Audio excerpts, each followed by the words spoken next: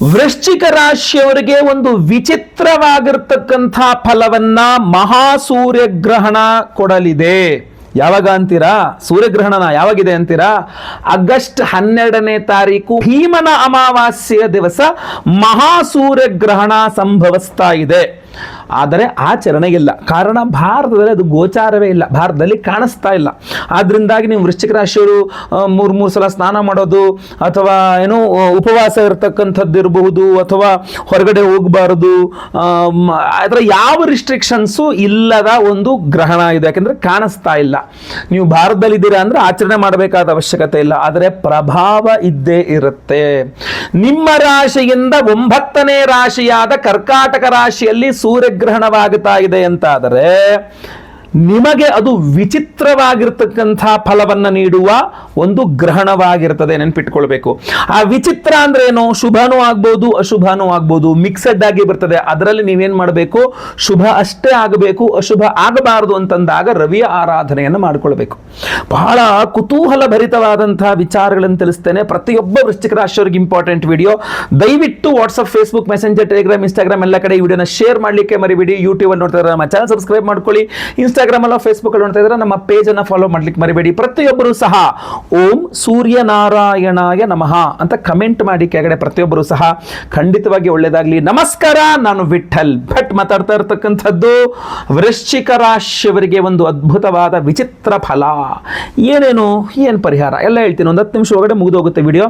End ತನಕ video ನೋಡಿ, skip ಮಾಡ್ಲಿಕ್ಕೆ ಹೋಗಬೇಡಿ. ನಿಮಗೆ ಬಹಳ ಇಂಪಾರ್ಟೆಂಟ್ ನೋಡಿ. ನಿಮ್ಮ ರಾಶಿಯಿಂದ 9ನೇ ರಾಶಿಯಲ್ಲಿ ಗ್ರಹಣ ಆಗ್ತಾ ಇದೆ ಅಂತಂದ್ರೆ ವೃಶ್ಚಿಕ ರಾಶಿಯವರಿಗೆ ಪಿತ್ರಾರ್ಜಿತ ಆಸ್ತಿ ವ್ಯವಹಾರಗಳ ಮೇಲೆ ಈ ಗ್ರಹಣದ ಪ್ರಭಾವ ಇರುತ್ತೆ. ಸೊ ನೀವು ವೃಶ್ಚಿಕ ರಾಶಿಯವರು ಮೊದಲೇ ಪಂಚಮ ಶನಿ, ಪಿತ್ರಾರ್ಜಿತ ಆಸ್ತಿ ವಿಚಾರದಲ್ಲಿ ಜಗಳ ಮನಸ್ತಾಪಗಳಾಗಿದೆ, ಕೋರ್ಟ್ ಕಚೇರಿಗಳ ತನಕ ಹೋಗಿದೆ. ಅದು ಕೊಡ್ತೀನಿ ಅಂತಾರೆ, ಕೊಡಲ್ಲ ಅಂತಾರೆ. ವಿಚಿತ್ರವಾಗಿ ಮಾಡ್ಬಿಟ್ಟಿದ್ದಾರೆ ಪರಿಸ್ಥಿತಿ. ಬಹಳ ಟೆನ್ಷನ್ ಆಗ್ತಾ ಇದೆ. ಅಂದ್ರೆ ಈ ಗ್ರಹಣ ಇನ್ನೂ ಪ್ರಭಾವವನ್ನ ಬೀರಲಿದೆ, ಇನ್ನು ಜಾಸ್ತಿ ಪ್ರಭಾವವನ್ನ ಬೀರಲಿದೆ ನಿಮ್ಮ ಪಿತ್ರಾರ್ಜಿತ ಆಸ್ತಿ ವ್ಯವಹಾರಗಳ ಮೇಲೆ. ಗೊತ್ತಾಯ್ತಲ್ಲ? ಮೊದಲನೇದು. ಎರಡನೇದು, ನೀವು ವೃಶ್ಚಿಕ ರಾಶಿಯವರಾಗಿದ್ರೆ ನಿಮ್ಮ ಹಾಗೂ ನಿಮ್ಮ ತಂದೆಯವರ ನಡುವಿನ ಬಾಂಧವ್ಯದ ವಿಚಾರ, ನಿಮ್ಮ ತಂದೆಯವರ ಆರೋಗ್ಯದ ವಿಚಾರ, ನಿಮ್ಮ ತಂದೆಯವರೊಂದಿಗಿನ ಮನಸ್ತಾಪಗಳು ಅಥವಾ ಸಂತೋಷ ಏನೇ ಇರಲಿ, ಆ ಬಾಂಧವ್ಯದ ವಿಚಾರಗಳ ಮೇಲೆ ಈ ಸೂರ್ಯಗ್ರಹಣದ ಪ್ರಭಾವ ಬೀರಲಿದೆ.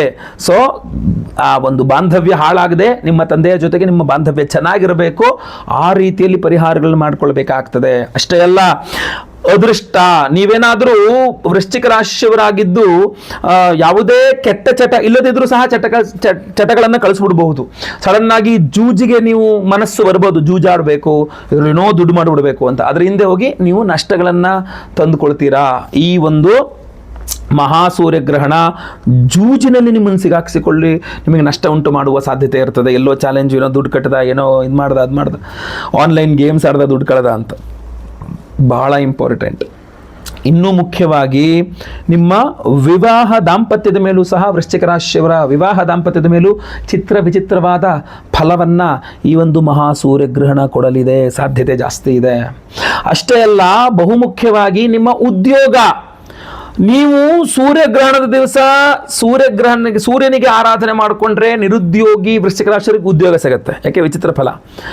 ಆಲ್ರೆಡಿ ಉದ್ಯೋಗದಲ್ಲಿರ್ತಕ್ಕಂಥವ್ರಿಗೆ ಪ್ರಮೋಷನ್, ಸ್ಯಾಲರಿ ಕಿತ್ತೆ ಸಿಗುತ್ತೆ. ಏನೂ ಇಲ್ಲದೆ ಹಂಗೆ ಸುಮ್ಮನೆ ಕೂತಿದ್ರಿ ಅಂತಾದರೆ ಇನ್ನೂ ನೆಗೆಟಿವ್ ಕಡೆ ಹೋಗಿ ಇರೋ ಉದ್ಯೋಗ ಕಳ್ಕೊಳ್ತಕ್ಕಂಥದ್ದು ಅಥವಾ ಸಮಸ್ಯೆ ಆಗ್ತಕ್ಕಂಥದ್ದು ಆಗ್ಬೋದು. ಸೊ ಸಿಂಪಲ್ ಆಗಿ ನೀವೇ ಹೇಗೆ ಪರಿಹಾರ ಮಾಡ್ಕೊಳ್ಬಹುದು ಎಲ್ಲದೂ ಸಹ ತಿಳಿಸ್ತಾನೆ ಎಂಟು ತನಕ. ಬಟ್ ನೆನಪಿಟ್ಕೊಳ್ಳಿ, ಆಗಸ್ಟ್ 12ನೇ ತಾರೀಕು ಭೀಮನ ಅಮಾವಾಸ್ಯೆ ದಿವಸದ ಮಹಾಸೂರ್ಯಗ್ರಹಣ ವೃಶ್ಚಿಕ ರಾಶಿಯವರ ಉದ್ಯೋಗದ ಮೇಲೆ ಪ್ರಭಾವ ಬೀರಲಿದೆ.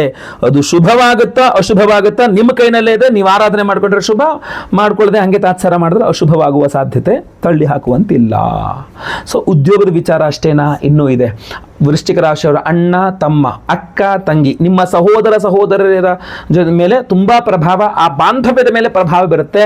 ನಿಮ್ಮ ತಂದೆಯವರು ನಿಮ್ಮ ಸಹೋದರರ ಪರವಾಗಿ ಮಾತಾಡಿ ನಿಮ್ಮ ವಿರುದ್ಧವಾಗಿ ಮಾತಾಡಬಹುದು. ನಿಮ್ಮ ತಂದೆಯವರು ನಿಮ್ಮ ಸೈಡ್ ಆಗ್ಬಿಟ್ಟು ಮಾತಾಡ್ತಾ ಇದ್ದಾರೆ, ನಮ್ಮ ಸೈಡ್ ಆಗಿ ಮಾತಾಡ್ತಾ ಇಲ್ಲ, ನಮ್ಮ ಪರವಾಗಿ ಮಾತಾಡ್ತಾ ಇಲ್ಲ ಅಂತ ನಿಮ್ಮ ಸಹೋದರರು ಜಗಳ ಮಾಡಿಕೊಂಡು ಕೂಡ ಬರಬಹುದು. ಹೇಳಲಿಕ್ಕಾಗೋದಿಲ್ಲ. ನೀವು ಆಲ್ರೆಡಿ ಗೌರ್ಮೆಂಟ್ ಜಾಬಲ್ಲಿ ಇರ್ತಕ್ಕಂಥ ವೃಶ್ಚಿಕ ರಾಶಿಯವರು, ಸೇನೆ, ಪೊಲೀಸು, ಈ ಕಡೆ ಥರ ವೃತ್ತಿಗಳಲ್ಲಿರ್ತಕ್ಕಂಥ ವೃಶ್ಚಿಕ ರಾಶಿಯವರಲ್ಲಿ ಇನ್ನೂ ಜಾಸ್ತಿ ಪ್ರಭಾವ ಬೀರಲಿದೆ. ಈ ಒಂದು ಮಹಾಸೂರ್ಯಗ್ರಹಣ ಎಚ್ಚರ. ಸೊ ಇಷ್ಟೆಲ್ಲ ವಿಚಾರಗಳಿದೆ. ಪರಿಹಾರ ಏನು ಪರಿಹಾರ ಮಾಡ್ಕೊಳ್ಬೇಕು ನೋಡಿ, 2 ದಿವಸ ಮಾಡ್ಕೊಳ್ಬೇಕಾಗತ್ತೆ ನೀವು. 12ನೇ ತಾರೀಕು 13ನೇ ತಾರೀಕು. 12ನೇ ತಾರೀಕು ಬೆಳಗ್ಗೆ ಎದ್ದು ಸ್ನಾನ ಆದಮೇಲೆ ಆದಿತ್ಯ ಹೃದಯ ಸ್ತೋತ್ರವನ್ನು ಒಂದು 3 ಸಲ ಪಠನೆ ಮಾಡಿ ಓದ್ಕೊಳ್ಳಿ. ಆಮೇಲೆ ಇದನ್ನ ಏನು ರವಿಗ್ರಹದ ಅಷ್ಟೋತ್ತರವನ್ನು ಒಂದು 3 ಸಲ ಪಠನೆ ಮಾಡಿ. ಓಂ ಸೂರ್ಯನಾರಾಯಣಾಯ ನಮಃ ಅದನ್ನು ಒಂದು 1008 ಸಲ ಜಪ ಮಾಡಬಹುದು. ಇಲ್ಲ ಒಂದು ವೈಟ್ ಪೇಪರಲ್ಲಿ ಒಂದು ರೆಡ್ ಇಂಕಲ್ಲಿ ಬರೀರಿ ಒಂದು 108 ಸಲ ಓಂ ಸೂರ್ಯನಾರಾಯಣಾಯ ನಮಃ, ಓಂ ಸೂರ್ಯನಾರಾಯಣಾಯ ನಮಃ. ಅದ್ರ ಜೊತೆಗೆ ಇನ್ನೊಂದು ಪೇಪರ್ ತಗೊಂಡು ಶ್ರೀರಾಮ ಜಯ ರಾಮ ಜಯ ಜಯ ರಾಮ ರಾಮತಾರಕ ಮಂತ್ರ ಬರೆದ್ರೆ ಇನ್ನೂ ಪವರ್ಫುಲ್ ಅದು. ಮರುದಿನ 13ನೇ ತಾರೀಕು ಬೆಳಗ್ಗೆ ಎದ್ದು ಸ್ನಾನ ಮಾಡಿ ಮನೆ ಹತ್ತಿರ ಇರುವ ಯಾವ್ದಾದ್ರು ದೇವಸ್ಥಾನಕ್ಕೆ ಹೋಗಿ ಅಲ್ಲಿ ಅರ್ಚಕರಿಗೆ ಕೆಂಪು ಪಂಚಶಲ್ಯ ಆಮೇಲೆ ಗೋಧಿ ದಾನ ಮಾಡಿದ್ರೆ ತುಂಬ ಒಳ್ಳೆಯದು. ಅಲ್ಲಿ ನವಗ್ರಹಗಳಿರುತ್ತೆ, ಮಧ್ಯದಲ್ಲಿ ಸೂರ್ಯ ಇರ್ತಾನೆ, ಸೂರ್ಯನಿಗೆ ಫಲಪಂಚಾಮೃತ ಅಭಿಷೇಕ ಅಥವಾ ಕುಂಕುಮಾರ್ಚನೆ ಈ ಥರ ಏನಾದ್ರು ಮಾಡಿಸ್ಕೆ ಪ್ರದಕ್ಷಿಣೆ ನಮಸ್ಕಾರ ಮಾಡ್ಕೊಳ್ತಕ್ಕಂಥ ತುಂಬ ಒಳ್ಳೆಯದು. ಸೊ ಇದೆಲ್ಲ ಅಲ್ಲದೆ ಪವರ್ಫುಲ್ ದಿನ, ಪವರ್ಫುಲ್ ಆಗಿರ್ತಕ್ಕಂಥ ಪರಿಹಾರ, ಪವರ್ಫುಲ್ ಪ್ರಸಾದ ಬೇಕಾ? ಅದಕ್ಕೋಸ್ಕರ ನಿಮಗೋಸ್ಕರ ನಾನು ವಿಶೇಷವಾದ ನಮ್ಮ ಯಾಗಶಾಲೆ ಪರಿಹಾರ ಮಾಡಿ ವಿಶೇಷ ಪ್ರಸಾದ ಕೊಡ್ತಾ ಇದ್ದೇವೆ. ಅದ್ರ ಬಗ್ಗೆನೂ ತಿಳ್ಕೊಳ್ಬೇಕು. ಆಗಸ್ಟ್ 12ನೇ ತಾರೀಕು ಮಹಾಸೂರ್ಯಗ್ರಹಣದ ಅಂದರೆ ಭೀಮನ ಅಮಾವಾಸ್ಯೆಯ ದಿವಸವೇ ನಮ್ಮ ಯಾಗಶಾಲೆಯಲ್ಲಿ ನಾವು ಸಹಸ್ರ ರವಿ ಶಾಂತಿ ಹೋಮವನ್ನು ಮಾಡ್ತಾ ಇದ್ದೇವೆ. 1008 ಸಂಖ್ಯೆಯಲ್ಲಿ ವಿಶೇಷವಾಗಿ ರವಿಗ್ರಹಕ್ಕೆ ಹೋಮವನ್ನು ಮಾಡ್ತಾ ಇದ್ದೇವೆ. ಅಷ್ಟೇ ಅಲ್ಲ, ಅವತ್ತಿನ ದಿವಸ ಭೀಮನ ಅಮಾವಾಸ್ಯೆ ಜ್ಯೋತಿರ್ಭೀಮೇಶ್ವರ ದಿವಸ ಅಲ್ವಾ, ಸೊ ಅದರಿಂದ ಜ್ಯೋತಿರ್ಭೀಮೇಶ್ವರ ಮಂತ್ರ ಹೋಮವನ್ನು ಸಹ ಮಾಡ್ತಾ ಇದ್ದೇವೆ. ಅದರ ಜೊತೆಯಲ್ಲಿ ನಿಮಗೆಲ್ಲರ ಸಮಸ್ಯೆಗಳ ಪರಿಹಾರಕ್ಕೋಸ್ಕರವಾಗಿ ಶೂಲಿನಿ ದುರ್ಗಾ ಹೋಮವನ್ನು ಮಾಡ್ತಾ ಇದ್ದೇವೆ. ವಿವಾಹ ದಾಂಪತ್ಯಾದಿ ವಿಚಾರಗಳ ಪರಿಹಾರಕ್ಕೆ ಸ್ವಯಂವರ ಪಾರ್ವತಿ ಮಂತ್ರ ಹೋಮವನ್ನು ಮಾಡ್ತಾ ಇದ್ದೇವೆ. ಗುರು ಶಾಂತಿ ಹೋಮ, ಶನಿ ಶಾಂತಿ ಹೋಮ, ನವಗ್ರಹ ಶಾಂತಿ ಹೋಮಗಳನ್ನೇ ಮಾಡ್ತಾ ಇದ್ದೇವೆ. ಮಾಡಿ ವಿಶೇಷವಾಗಿರ್ತಕ್ಕಂಥ ನಿಮಗೆ ರಾಜಯೋಗವನ್ನು ಕೊಡ್ತಕ್ಕಂಥ ರಾಜವರ್ಧನ ಮಣಿಯ ಉಂಗುರವನ್ನೇ ಪ್ರತಿಯೊಬ್ಬರಿಗೂ ಸಹ ಕೊಡ್ತಾ ಇದ್ದೇವೆ.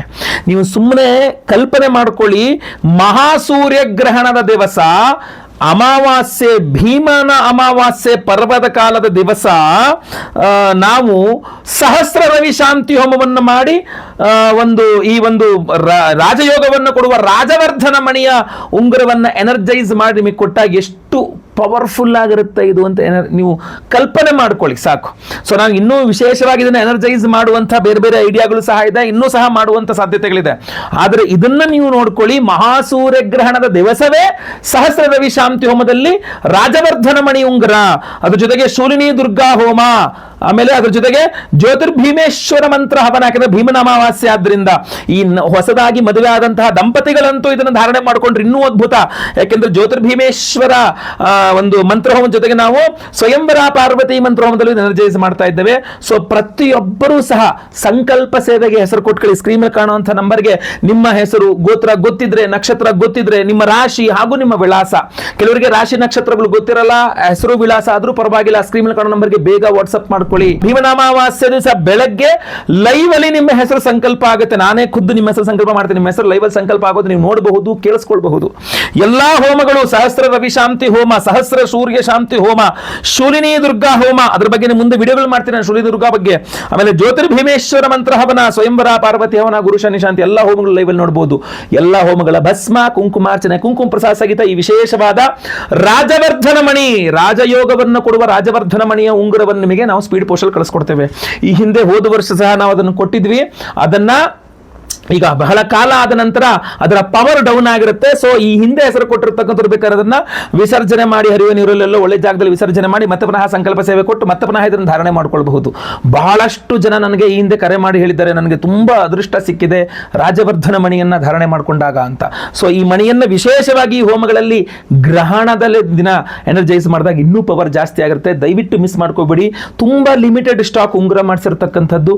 ಬೇಗ ಬೇಗ ಸ್ಕ್ರೀನ್ ಮೇಲೆ ಕಾಣೋ ನಂಬರ್ಗೆ ವಾಟ್ಸಪ್ ಅಥವಾ ಕಾಲ್ ಮಾಡಿಕೊಂಡು ಹೋಮಕ್ಕೆ ರಿಜಿಸ್ಟರ್ ಮಾಡ್ಕೊಳ್ಳಿ, ಹೆಸರು ಕೊಟ್ಕೊಳ್ಳಿ. ಒಳ್ಳೆದಾಗ್ಲಿ. ವಿಡಿಯೋ ಇಷ್ಟ ಆದರೆ ದಯವಿಟ್ಟು ಲೈಕ್ ಮಾಡ್ಲಿಕ್ಕೆ ಮರಿಬೇಡಿ. WhatsApp, Facebook, messenger, Telegram, Instagram ಎಲ್ಲ ಕಡೆ ಸಾಮಾಜಿಕ ಜಾಲತಾಣಗಳಲ್ಲಿ ವಿಡಿಯೋನ ಶೇರ್ ಮಾಡಲಿಕ್ಕೆ ದಯವಿಟ್ಟು ಮರಿಬೇಡಿ. ನಮ್ಮ ಚಾನಲ್ ಸಬ್ಸ್ಕ್ರೈಬ್ ಮಾಡಿಕೊಂಡು ಫೇಸ್ಬುಕ್, ಇನ್ಸ್ಟಾಗ್ರಾಮ್ ಅಲ್ಲಿ ಪೇಜ್ನ ಫಾಲೋ ಮಾಡ್ಲಿಕ್ಕೆ ದಯವಿಟ್ಟು ಮರಿಬೇಡಿ. ಮುಂದಿನದಲ್ಲಿ ಮತ್ತೆ ಪುನಃ ಸಿಗ್ತೇನೆ. ಎಲ್ಲರಿಗೂ ಒಳ್ಳೆಯದಾಗಲಿ. ಲೋಕ ಸಮಸ್ತ ಸುಖಿನೋ ಭವಂತು. ನಾರಾಯಣ ನಾರಾಯಣ ನಾರಾಯಣ.